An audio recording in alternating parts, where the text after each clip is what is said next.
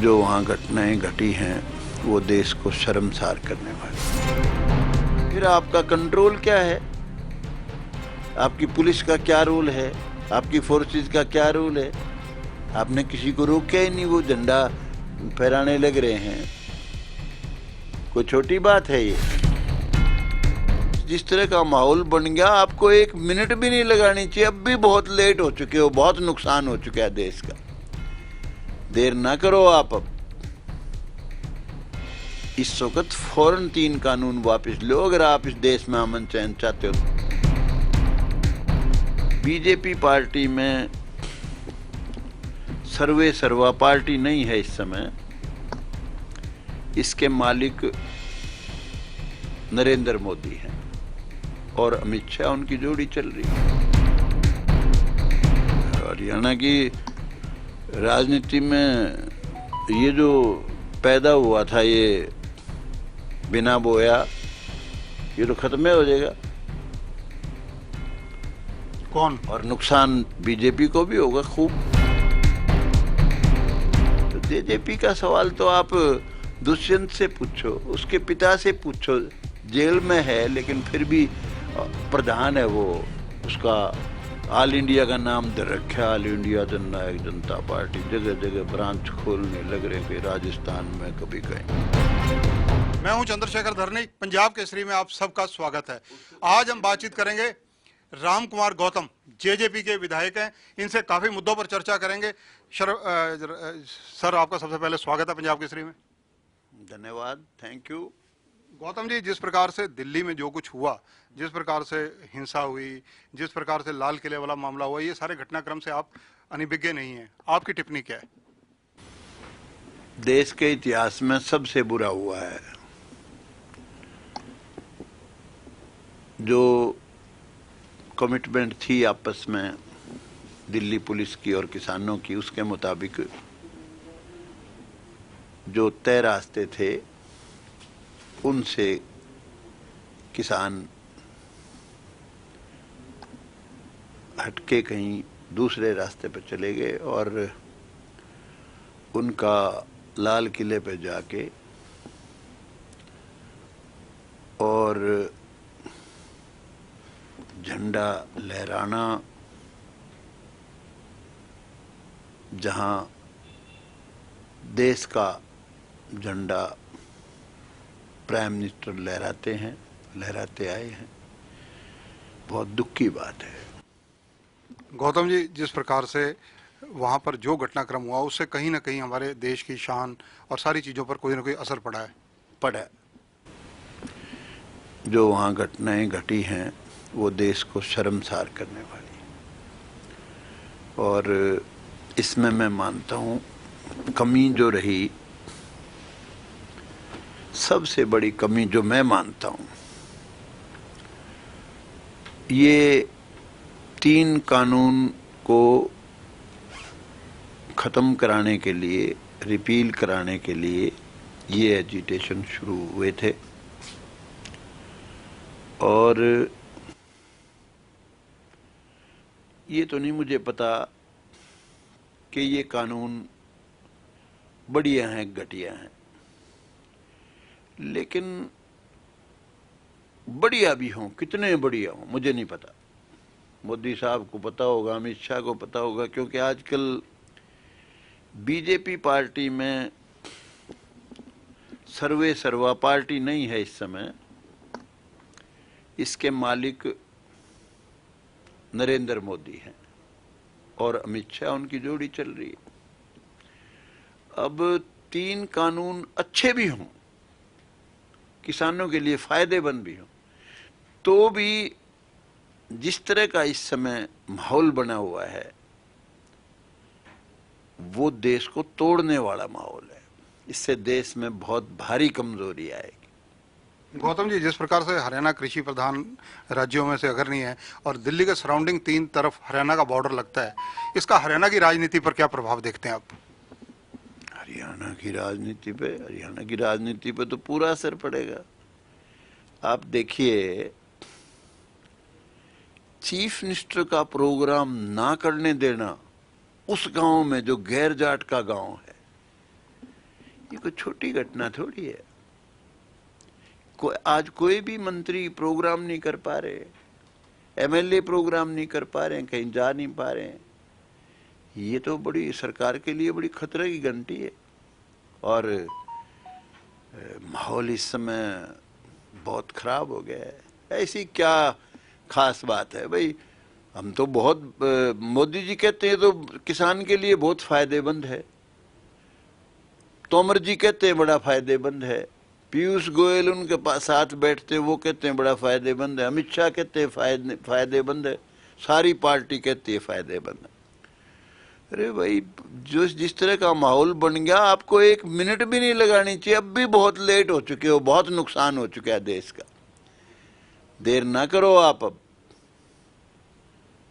इस वक्त फौरन 3 कानून वापस लो अगर आप इस देश में अमन चैन चाहते हो तो। हालांकि अमन चैन आपने इतनी देर कर दी, बहुत मुश्किल आएगा।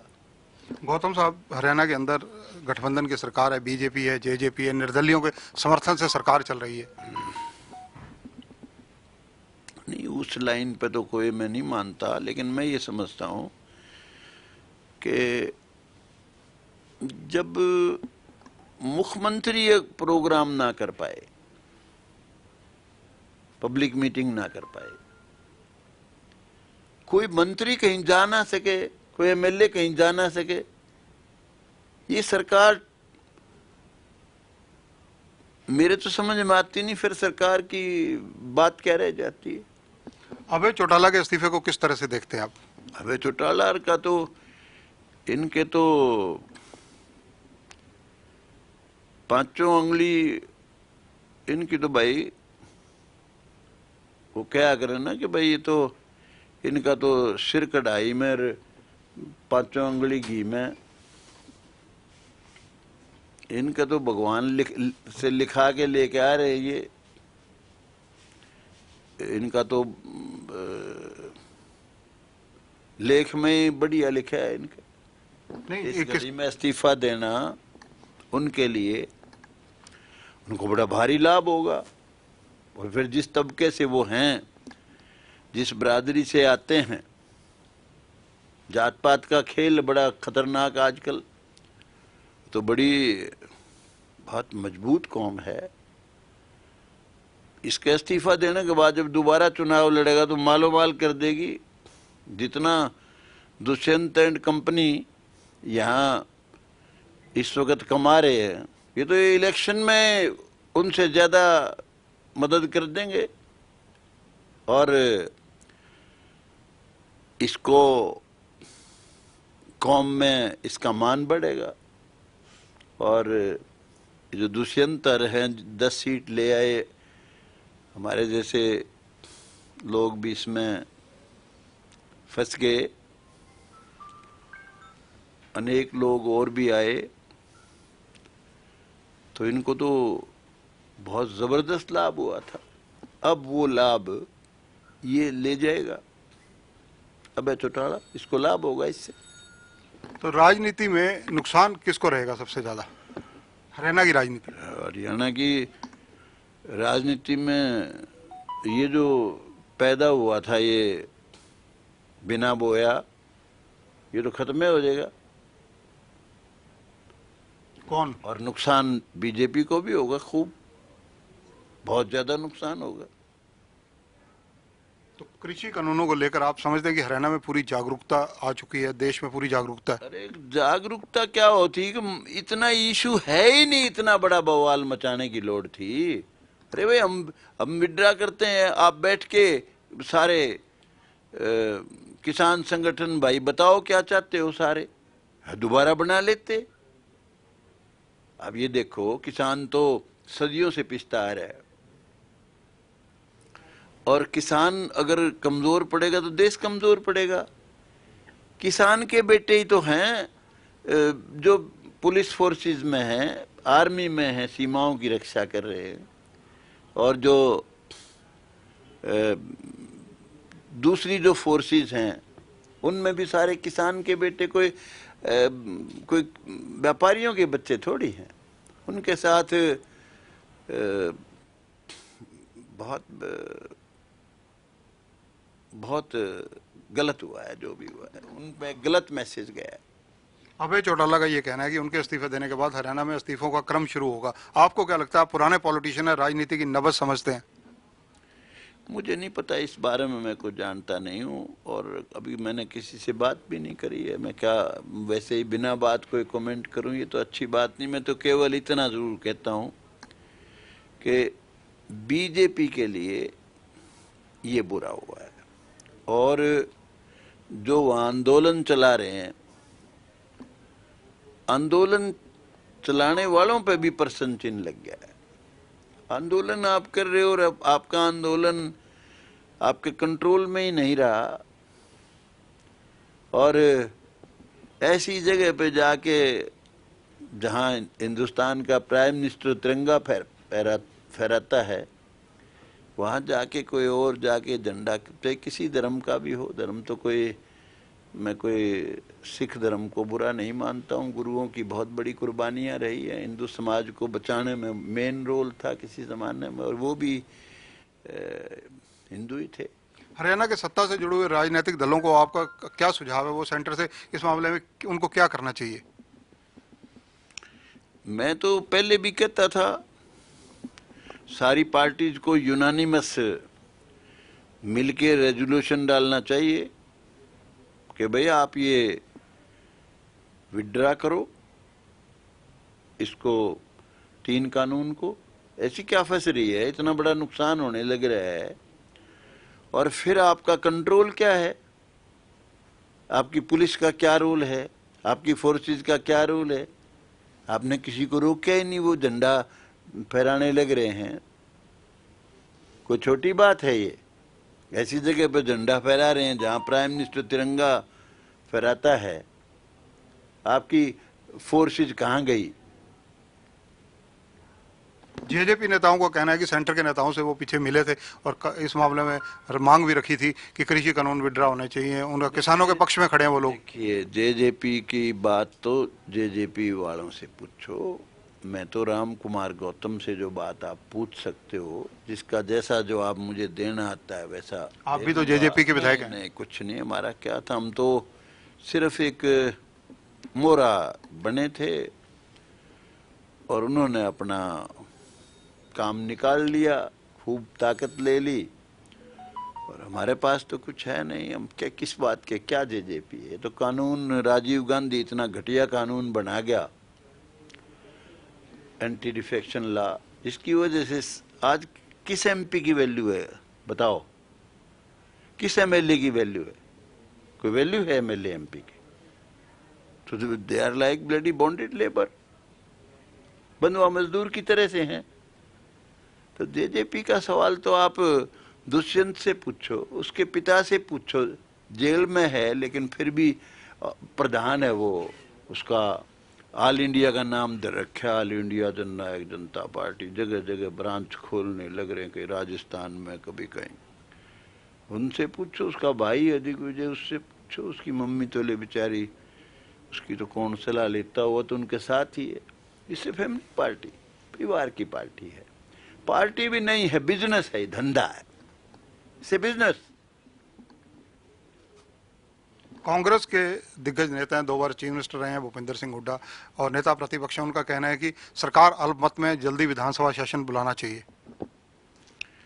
मुझे तो नहीं पता सरकार किस तरीके से अल्पमत है, वो तो भूपेंद्र हुड्डा बेटर बता सकते हैं अल्पमत में कैसे है। जजप्पा की सपोर्ट है, जो भी आदमी विरोध करेगा पहले एमएलए का पद छोड़ना पड़ेगा। अब ऐसी अभी तक स्टेज मुझे दिखती नहीं कि कोई 7 एमएलए इकट्ठे हो गए अलग से कोई फैसला ले लें, ऐसी तो मुझे तो कोई नौबत दिखती नहीं। अभी सरकार को कोई खतरा मुझे नहीं नजर आता। हाँ, लोगों का समर्थन, देखिए कैमला गांव की घटना छोटी घटना नहीं, इसका मतलब चीफ मिनिस्टर का पुलिस पे भी कंट्रोल नहीं है, कोई छोटी बात है ये? चीफ मिनिस्टर का जलसा ना होने देना, रोडों का काम है, जाटों का नहीं है। जाट हर्टलैंड में अगर ये जलसा हुआ होता रोहतक की धरती पे, सोनीपत की फिर हिसार जींद की में, तो क्या और क्या होता वहां, इससे भी बुरा होता। दुष्यंत गया था उचाना में, उसको उतरने नहीं दिया वहां। वो तो जाट ब्रांड की नौकरी वो करते हैं, किसान नेता, जाट नेता के तौर पे। उनको वहां उसका हेलीकॉप्टर नहीं उतरने दिया। कोई छोटी मोटी बात है? कहीं किसी गांव में जा नहीं सकते वो। देखो भाई, राजनीति जो भी आदमी करता है, अगर तो वो सिर्फ पैसे के लिए करता है तो राजनीति क्या हुई, वो तो भाई बिजनेस हो गया। अगर कोई आदमी लोगों के लिए करता है, लोग उसको पसंद ना करें, फिर क्या बात रही। धन्यवाद राम कुमार गौतम जी। तो ये हैं राम कुमार गौतम, विभागी से बात करते हैं, खुलकर बात करते हैं और जो दिल में होता है कोई छुपाते नहीं है। इनका कहना है कि केंद्र सरकार को तीनों कृषि कानून तुरंत रद्द करने चाहिए। खुलकर हर मुद्दे पर इन्होंने पंजाब केसरी से चर्चा की। कैमरामैन सुनील के साथ चंद्रशेखर धरनी, पंजाब केसरी टीवी, चंडीगढ़।